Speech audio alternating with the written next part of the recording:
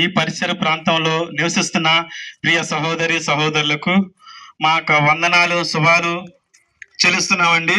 ఎందుకు మీ మధ్యకి ఇలా చాలా దూరం నుంచి పాటలు పాడుకుంటూ మేము ముందుకు ఈ మధ్యాహ్న కాల సమయంలో వచ్చామంటే ఒక సువార్త ప్రకటించడానికి వచ్చాం.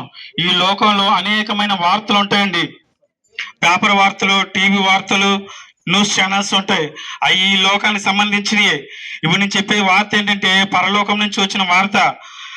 నశించిన దానిని వెతుకు రక్షించుటకు మనిషి కుమారుడు వచ్చిన వాక్యం సెలవిస్తుంది. నశించిపోతుంది ఎవరంటే భూమి మీద ప్రతి మానవుడు కూడా నశించిపోతున్నారు. పాపముల చేత, అపరాధముల చేత నిత్యము కూడా నశించిపోతున్నారు. ఈ మనిషికి శ్రమలే. ప్రతి కుటుంబంలో కూడా ఏదో సమస్య ఉంది, ఏదో బాధలు ఉన్నాయి, ఏదో చింతలు ఉన్నాయి. మనిషి ప్రతి నిమిషం కూడా నశించిపోతున్నాడు. ఈ మనిషికి విశ్రాంతిని అవ్వాలి, నిత్య జీవం అవ్వాలి, మోక్షం అవ్వాలని ప్రభువుని యేసుక్రీస్తు వారు ఈ లోకానికి మనిషి కుమారుడిగా ఈ లోకానికి వచ్చాడు. దేవుడు లాగా వస్తే కనుక మనిషి చూడలేడు కాబట్టి ఆయన యేసుక్రీస్తు ప్రభు వారు ఈ లోకానికి మనిషి కుమారుడిగా వచ్చి నీ కోసము, నా కోసము, సర్వ మానవాడి కోసం కూడా ఆయన సిలువలో ప్రాణం పెట్టి రక్తం కార్చాడు. ఆ తర్వాత ఏమన్నాడంటే నేనుండు స్థలంలో మీరు ఉండులాగున మీ కొరకు స్థలం ఒకటి సిద్ధం చేయుచున్నాను. ఆయన ఆరోహణుడు. ఎందుకంటే రక్తం చిందించుకుంటా పాప క్షమాపణ కలుగుట అసాధ్యం. రక్తం చిందించబడాల్సిందే. రాత్రంతా పాలు మరగవేసి పెరుగు వేయమంటే అయిపోదు కదా, దాంట్లో పెరుగు చుక్క వెయ్యాలి. అలాగే ఈ లోకానికి పాపం పోవాలంటే పరిశుద్ధుడైన రక్తం చిందించబడ్డాలి. ఆ పరిశుద్ధుడి రక్తం ఎవరంటే ప్రభుని యేసుక్రీస్తు వారు నీ కోసము, నా కోసము ఈ లోకానికి వచ్చి ప్రాణం పెట్టి రక్తం కార్చాడు.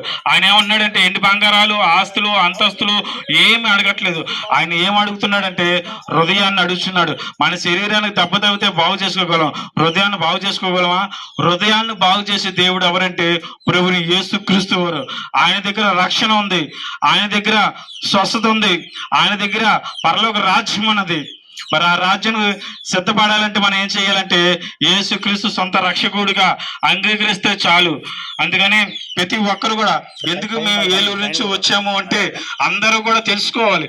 మేము తెలుసుకున్నామండి, మేము యేసు ప్రభుని నిజదేవుడు, సత్యదేవుడిగా తెలుసుకున్నాం కాబట్టి మేము రక్షించబడ్డాము.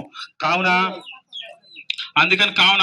మీరు కూడా యేసు ప్రభుని సొంత రక్షకుడిగా అంగీకరిస్తే మీరు మీ ఇంటి వారు కూడా రక్షించబడ్డారు.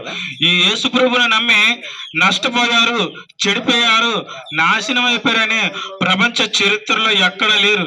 యేసు ప్రభుని నమ్మి ఎన్నో దేశాలు బాగుపడ్డాయి. యేసు ప్రభుని నమ్మి ఎన్నో కంట్రీలు ఎక్కడికో వెళ్ళినాయి. కానీ యేసు ప్రభుని నమ్ముకుంటేనే మనకి పాప క్షమాపణ. మరి మేము వెళ్తున్నామండి. మరి ఈ మాటలు ఆలకించినందుకు మీ అందరికీ వందనాలు. మరి మీకోసం మేము ఒక చిన్న ప్రార్థన చేస్తాము. పరిశుద్ధుడా, ప్రేమ పూర్ణుడా, ప్రేమ కలిగిన తండ్రి, మా రక్షకుడైన తండ్రి, నీకు వందనాలు. మరి ఈ ఉదయకాశంలో ఈ రెండో గ్రామానికి నడిపించినందుకు నీకే కృతజ్ఞత స్తుతులు స్తోత్రం తండ్రి. నాయన పత్రికలు పంచాము, మీ మాటలు వివరించాం తండ్రి.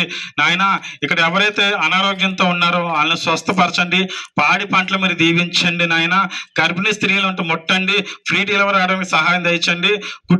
కుటుంబంలో శాంతి సమాధానం దయచేయండి. నాయన ఈ మాటలు ఎంతమంది అయితే బోర్ శబ్దం ద్వారా విన్నారో అందరికీ నాయన వాళ్ళ హృదయాలు తెరవండి, వాళ్ళకి రక్షణ, మారు మనసు దయచేయమని మా ప్రియుడైన యేసు నామములో ప్రార్థిస్తున్నాము తండ్రి. ఆమేన్.